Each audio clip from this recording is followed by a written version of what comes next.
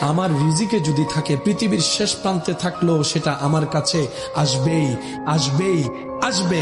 যদি আমার তকদিরে না থাকে, টেবিলের সামনে খাবার থাকলেও সেটা আমার কখনো পেটের মধ্যে যাবে।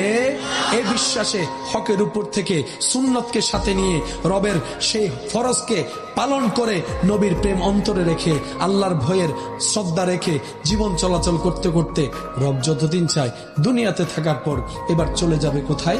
কবরের মধ্যে। রূহ চলে গেল, দেহ চলে গেল।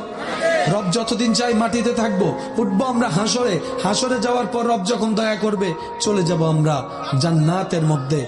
মনে রাখবেন, মানুষের জীবনের কোনো শেষ। বেঁচে থাকে কি দেহ দিয়ে না রূহ দিয়ে? রূহ কখনো মরে? সেজন্য আল্লাহ কোরআনের মধ্যে বলেছেন, কুল্লু নাফসিন যায়িকাতুল মউত। একটু জোরে বলি না সুবহানাল্লাহ।